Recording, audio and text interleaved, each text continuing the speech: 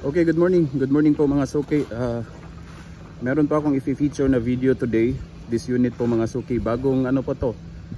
Kakatapos lang po galing sa painting area namin. So ito po yung painting area ng Asiya Japan Surplus. So ito kakatapos lang pong mapinturahan. Dito na po. Papunta na po ito sa display area natin sa harap. Okay, so for your reference lang po, itong video na ito, i-share ko lang sa inyo. Ito po ay isang Mitsubishi Canter na may aluminum siding. So straight po yung chassis niya mga suki. Ganda po ng unit, original aluminum siding from Japan po. Okay, yung haba niya nasa 11 feet. I think ito po ay isang 11 feet. Tapos engine niya is 4D33 po, fully mechanical engine po. Okay, so makikita nyo dito, ito po yung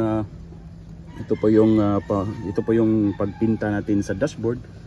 So try po natin na ganito po yung kulay. So maganda naman po tingnan.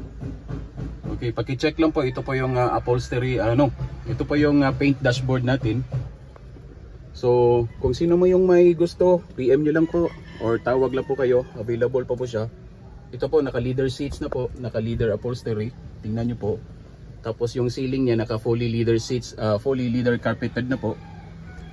Okay, yung engine niya is 4D33 fully mechanical engine, 11 feet. Tapos aluminum siding. Check na po, maganda po, napakaganda ng flooring. Tapos yung flooring niya steel flooring na po. Okay, aluminum siding po siya.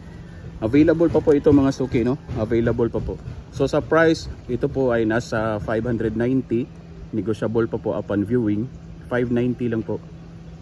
Again, negotiable po upon viewing.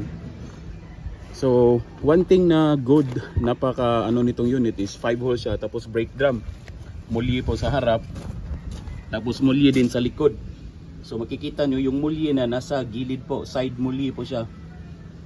So, itong side mulye, kahit gaano yung karga, kahit karami po yung karga, kabigat po yung karga nyo. So, sa kurbada, mas safe po ito kasi naka side mulye po. Okay, again, itong unit na ito, it's a Mitsubishi Canter 4D33, 11 feet po, aluminum siding. It's available po.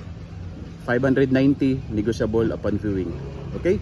Visit lang po kayo dito sa Asiya Japan Surplus Cebu branch. And then don't forget to follow po yung page natin, Asiya Japan Surplus Cebu branch, at saka yung Facebook, at saka yung YouTube channel natin din pala.